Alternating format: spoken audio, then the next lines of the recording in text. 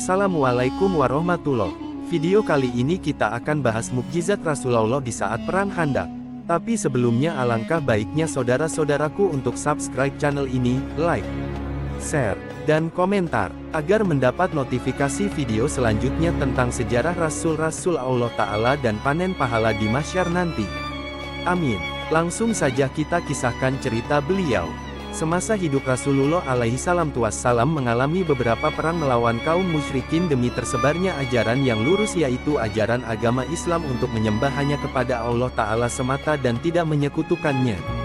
Salah satunya adalah perang yang cukup masyhur, di mana saat perang itu Rasul yang memimpin langsung pasukan Islam, yaitu Perang Khandaq. Perang Khandaq adalah perang yang terjadi pada tahun ke-5 Hijriah dan beliau yang langsung memimpin perang.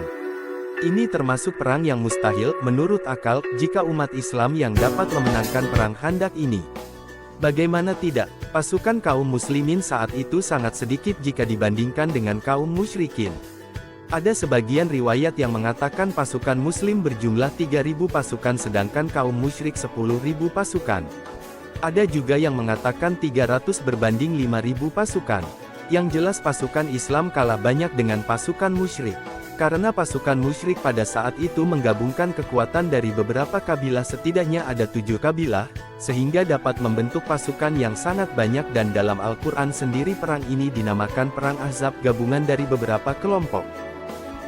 Berlipat gandanya makanan, masih pada keadaan menggali parit yang dimana pada saat itu sangat kekurangan makanan untuk para prajurit yang sedang membuat parit. Sampai Abu Talha berkata, kami mengadukan kepada Rasulullah SAW tentang kelaparan yang kami rasakan, lalu kami perlihatkan perut kami yang telah diganjal oleh 1 batu, maka Rasulullah memperlihatkan perutnya yang telah diganjal oleh 2 batu. Petik 2. Suatu ketika Jabir bin Abdullah melihat Nabi SAW dalam keadaan yang lapar luar biasa, maka Jabir menyembelih seekor kambing kecil yang ia miliki, sementara istrinya menggiling 1 sa, sekitar 2,5 kg gandum. Kemudian Jabir meminta kepada Nabi secara sembunyi-sembunyi agar datang ke rumahnya dengan beberapa orang sahabat saja karena dikhawatirkan tidak cukup.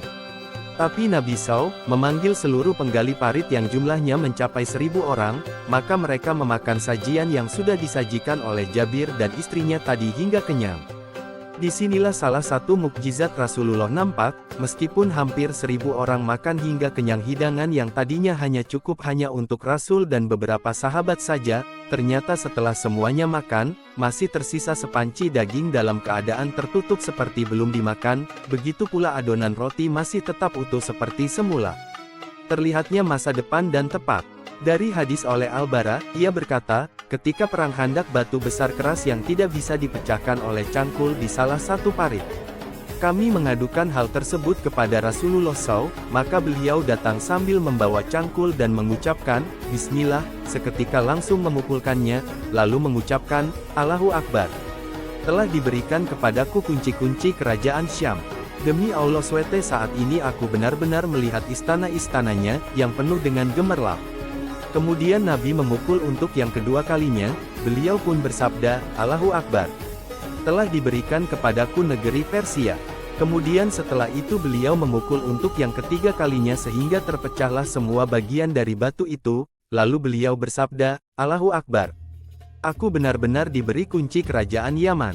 Demi Allah, aku benar-benar melihat pintu-pintu sana dari tempatku ini. Ibnu Ishaq pun meriwayatkan kisah seperti demikian dari riwayat Salman Al-Farisira.